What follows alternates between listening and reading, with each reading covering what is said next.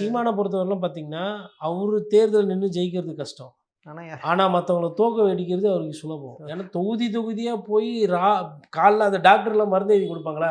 காலைல 2 மாத்திரை, மதியம் 4 மாத்திரை, இரவு 5 மாத்திரைன்னு. அந்த மாரி காலைல 2 கூட்டம், மதியம் 4 கூட்டம், நைட்டு ஒரு 6 கூட்டம்னு சொல்லிட்டு, "டேய் அண்ணன என்ன நெனச்சீங்க? இப்ப பாரு" அப்படின்னு சொல்லிட்டு 2 சோடாய குடிச்சுட்டு அவர் பாட்டுன்னு 11 மணி வரைக்கும் பேசிட்டு இருப்பாரு. அக்ரெசிவான உழைப்பாளி, சிந்தனை கூர்மை.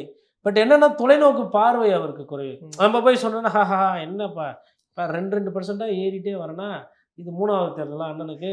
4வது தேர்தல்ல வந்து நான் வந்து ஒரு ஒரு 20% வந்துருவேனா? 5வது தேர்தல்ல ஒரு 30 வந்துருவேனா? அது 5 தேர்தலுக்கு அப்புறம் பார்த்தீங்கன்னா, 60 விழுக்காடு ஆகும்" அப்படின்பாங்க. எதுவுமே நிரந்தரம் கிடையாது. எதுவுமே நிலை கிடையாது. நாளைக்கு வர பலாப்பழத்த விட இன்னைக்கு கிடைக்கிற கலாக்கா முக்கியம் இல்லையா?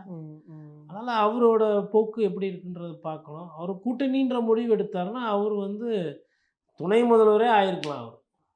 அந்த இடம் கூட போயிருக்கலாம் அவரு. ஆனா அவரும் அத நினைக்கிற மாரி இல்ல. அதனால இனிமேல்ட்டு வந்துட்டு அ யாருக்குமே ஆப்ஷன்ஸ்லாம் ஓப்பன் பண்ண மாட்டேன். ஏன்னா, இப்போ எல்லா கட்சியிலுமே வந்து அவங்க ஒரு நம்பர் வச்சிருப்பாங்க. கிட்டத்தட்ட சீல்டு. கிட்டத்தட்ட சீல்டு.